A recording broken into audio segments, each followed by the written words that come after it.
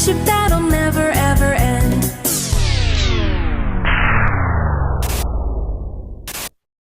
Run!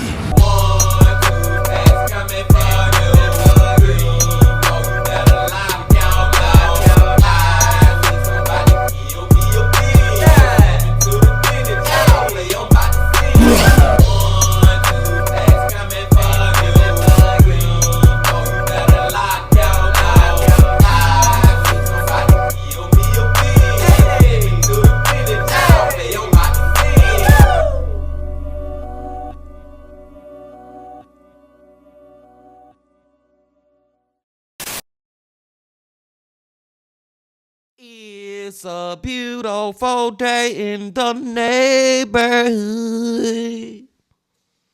Reaction Beanie 0701. In the neighborhood. My brothers and sisters.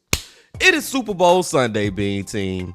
And since it's Sunday, y'all know that we are about to go back to the man. We about to go back to the myth. We about to go back to the legend. MrBallen. MrBallen Sundays, y'all. Hope y'all doing excelente out there today.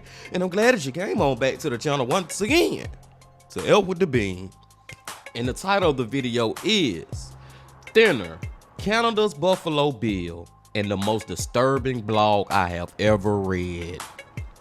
Now I'm wondering about this blog, y'all. I'm wondering, is this disturbing blog like real or not? Is it real or fake? Like, is it something that actually happened in real life that's on this blog, or is this just a made up ish that somebody decided to post to the internet for people to get freaked out about? I don't know, but we're about to see. But before we see, y'all know what y'all got to do. Get whatever you may need. Get what you need, please. Another MrBallen Sunday. Y'all got what y'all need. Y'all ready to go?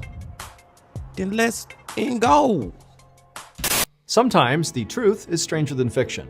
And today we're going to look at 3 stories that demonstrate that. But before we get into those stories, if you're a fan of the strange, dark, and mysterious delivered in story format, then you've come to the right place, because that's all we do, and we upload once a week. So if that's of interest to you, please take the like button out on a fancy scuba diving trip, but replace the air in their tanks with helium. Also, please subscribe to our channel and turn on all notifications so you don't miss any of our weekly uploads. Okay, let's get into today's stories.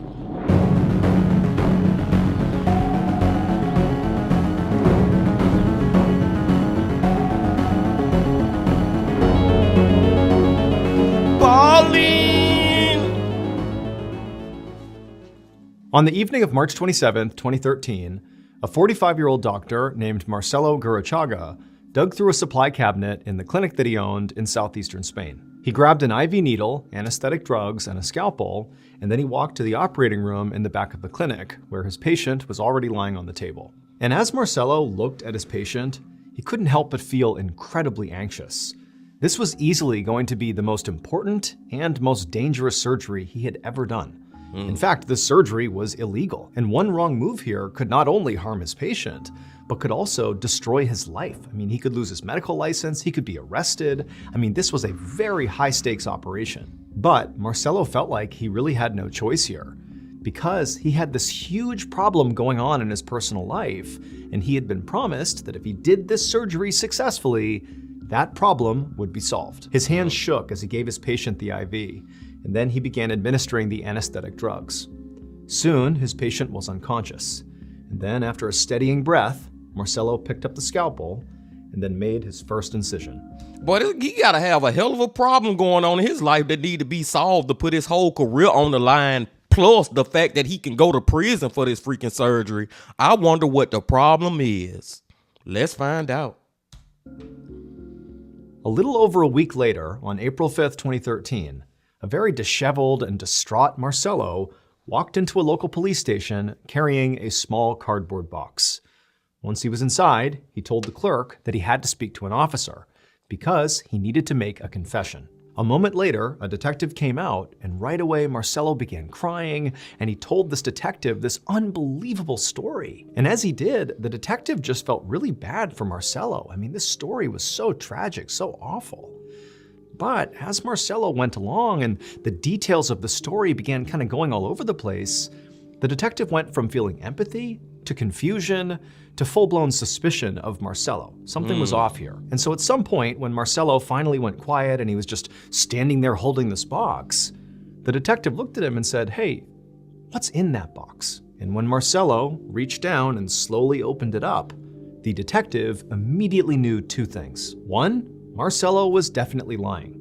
And two, this whole situation was far more serious than this detective had imagined. It would turn out the big personal problem that Marcelo was experiencing, that supposedly this high-stakes illegal surgery was going to alleviate, had to do with his wife, Rosa. Rosa was deeply unhappy, specifically about her weight. She felt like she was overweight.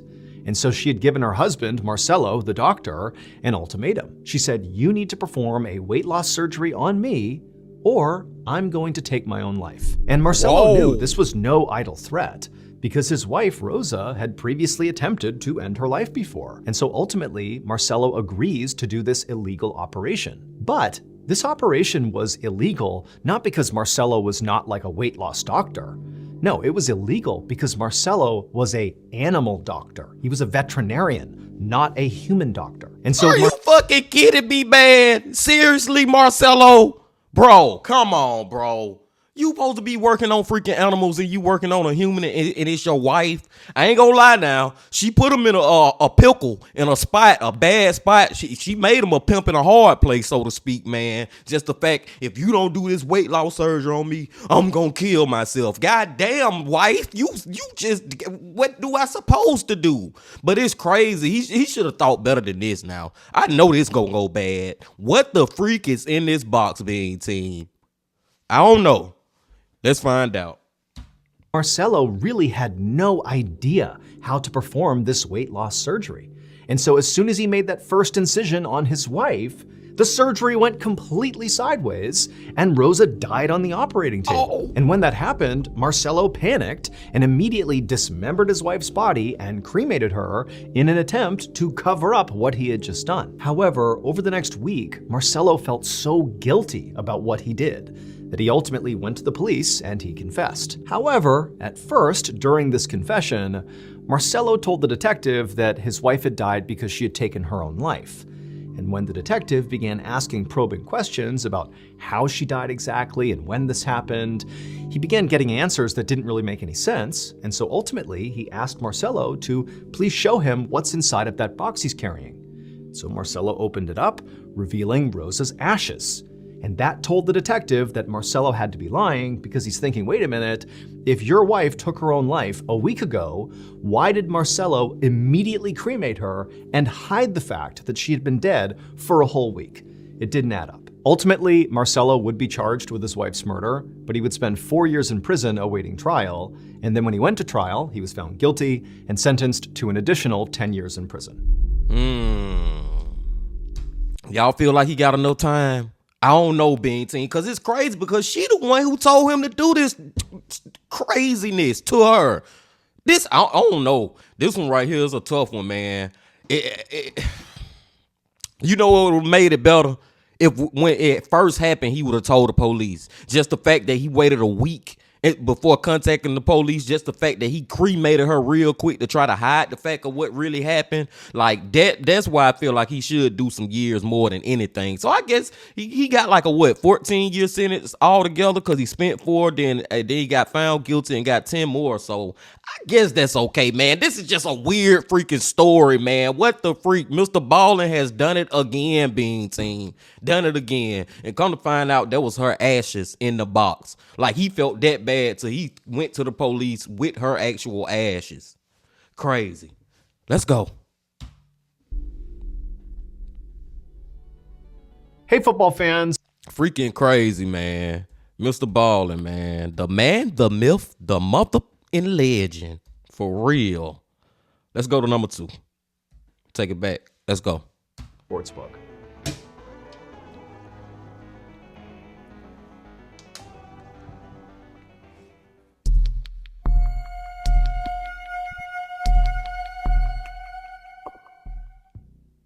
On a late winter afternoon in 1985, a Canadian border security guard stood at the border between New York State and Ontario, Canada. And as he looked out at the dozens of cars lined up at his checkpoint, he felt an enormous amount of responsibility. Because for him, working at border security was not just about checking people's passports. It was also about making sure dangerous criminals from the United States did not flee their country and enter Canada. And today, there was one particular dangerous criminal from the United States that this guard was on high alert for.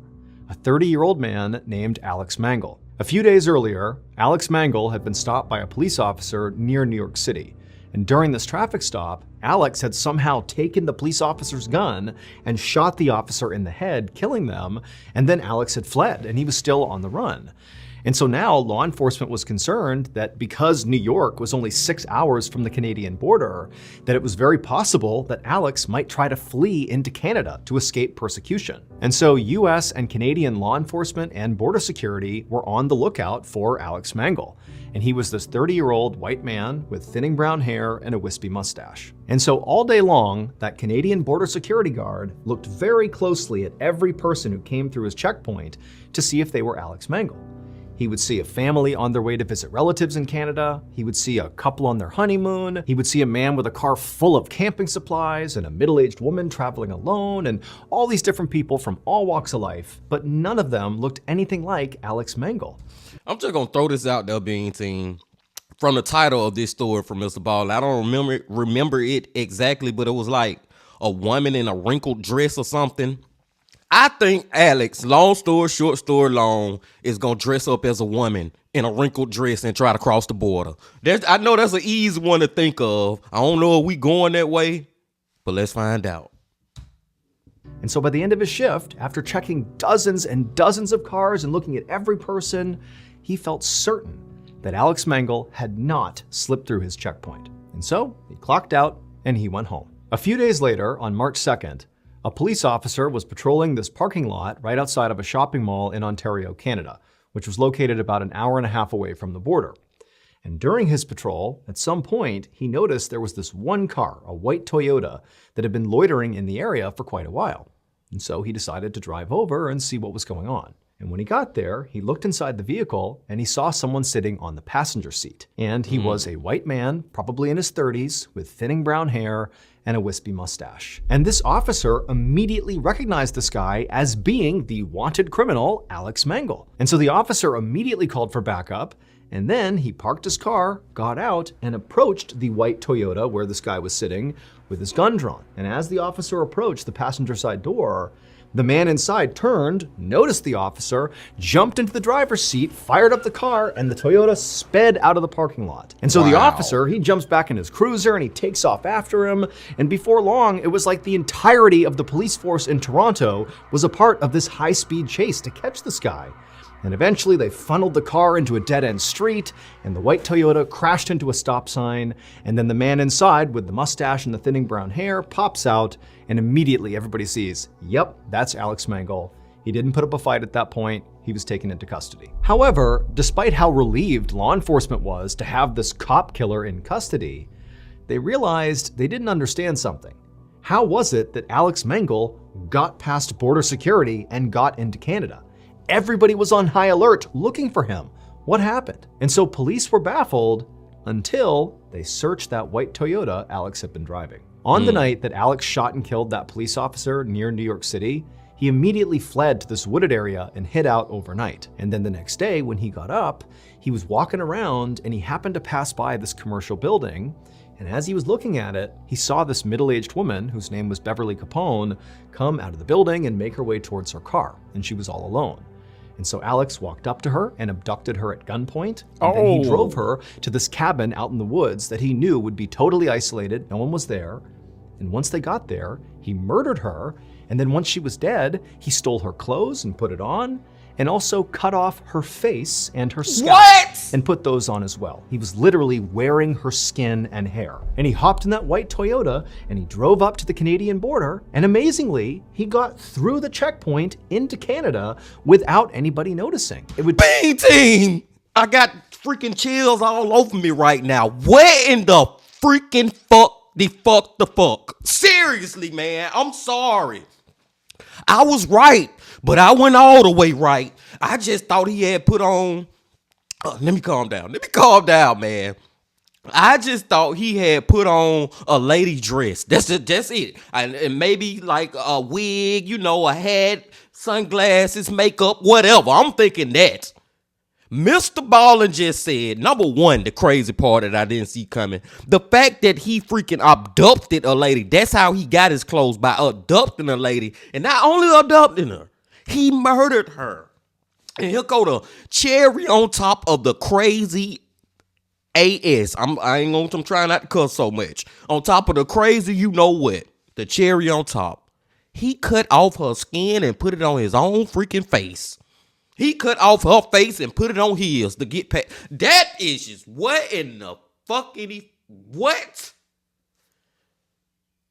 MrBallen is killing it on this one, y'all. Both of these stories are crazy as hell. Let's keep going. Damn. Turn out that Canadian border security guard who all day was checking for Alex Mengel did actually see Alex Mengel. He just didn't recognize him because Alex Mengel was wearing Beverly Capone's face, hair, and clothes. And so he thought he was just a middle-aged woman traveling alone, and he let him on through. And so police would figure this whole thing out when they searched that white Toyota, because they would find lying on the floorboard was Beverly's dress, scalp, and face. Alex was deported back to the US.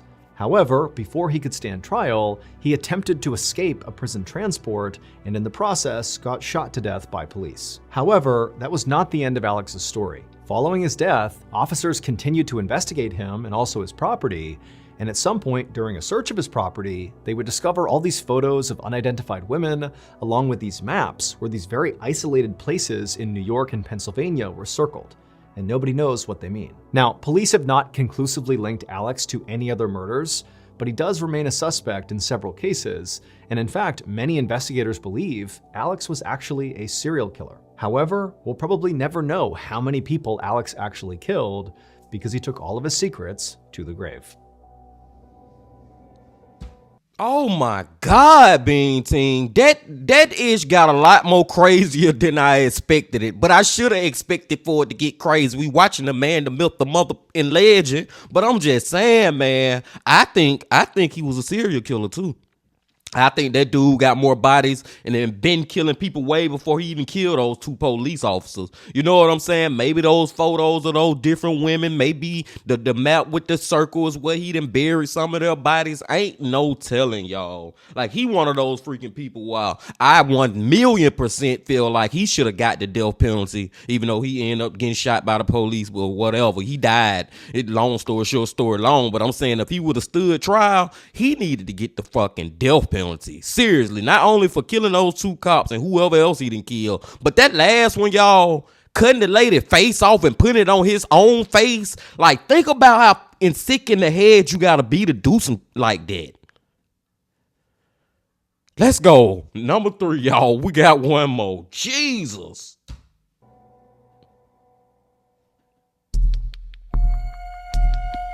Blog about it. At 5 p.m. on May 12, 2005, an 18-year-old college student named Simon Eng sat inside of his bedroom in the apartment he shared with his sister Sharon in New York City. Simon was supposed to be doing homework, but instead, he was doing something he loved, which was blogging. Simon would write on his blog just about every single day, and he typically wrote about his self-improvement journey he was on.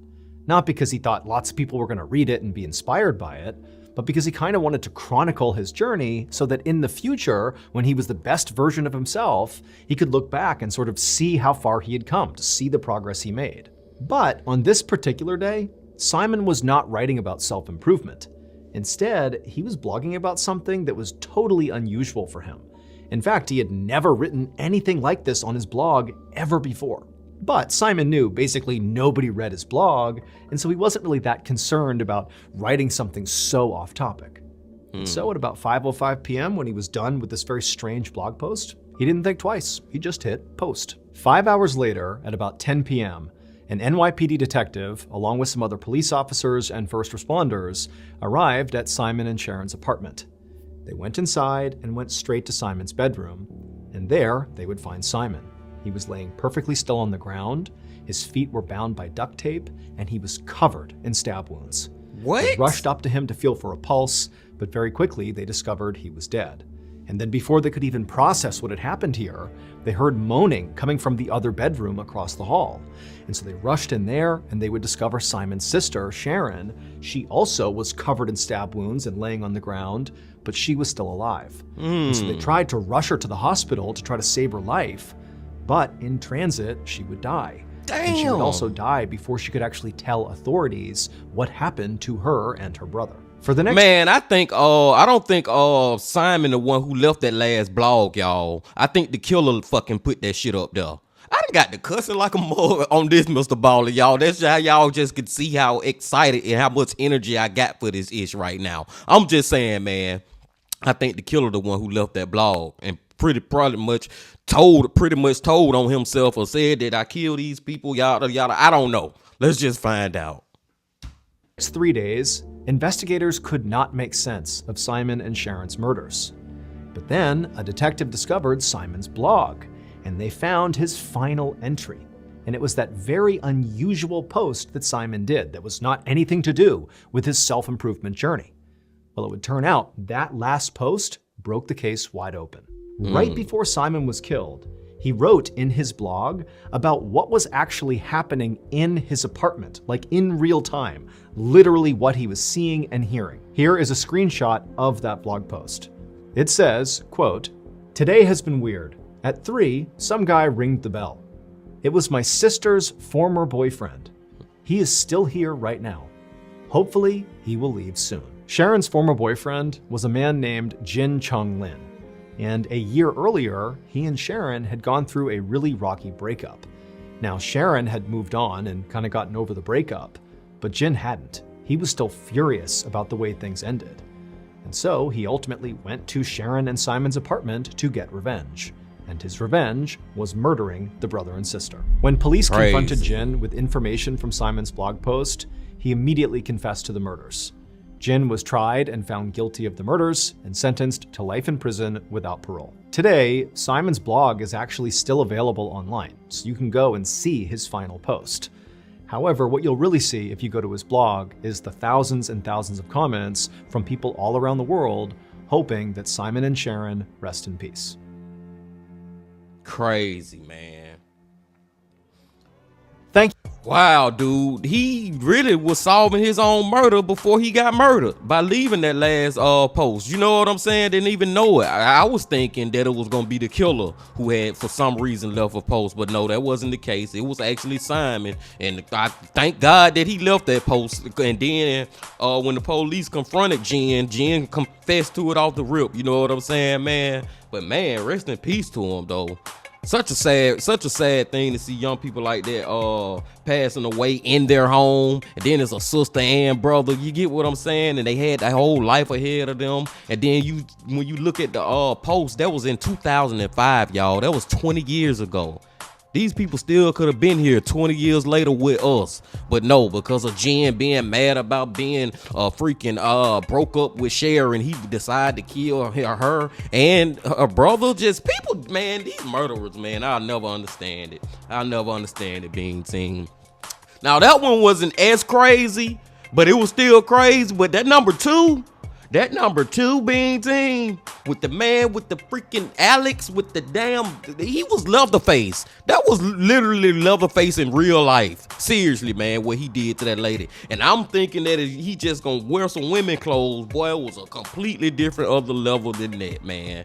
Number freaking 2 got me. Number 1 was crazy too, being seen. We started off hot with the doctor. Well, I ain't gonna even put it in quotation because he technically was a doctor, but he wasn't no damn human doctor. Like, what the freak? This man was a veterinarian and gonna try to operate, I'm gonna put that in quotations, operate on his wife and end up killing her, man. But like I said, the wife put him in such a effed up situation because she's saying either you gonna take this fat out of me, You know what I'm saying? Or I'm gonna kill myself. So he just sitting right there like, what the do I supposed to do? I wish, but I don't know if they had the money like that. But I wish he would have just found another way, you know, actually consult with some real doctors that really do that ish. That was crazy, y'all. This one right here, man. This was a MrBallen to remember. Real talk, real freaking talk. But I digress. I'm gonna go and let y'all go. I appreciate y'all coming on back as always, and make sure that you come back Tuesday, cause Nick freaking Crowley has released a new video and we gonna check that out. But until then, my friends, hit that like button, comment, subscribe, and do all that if you ain't did that yet. And remember this: love, peace, and happiness. Stay safe. Don't stop. Keep going. Yeah.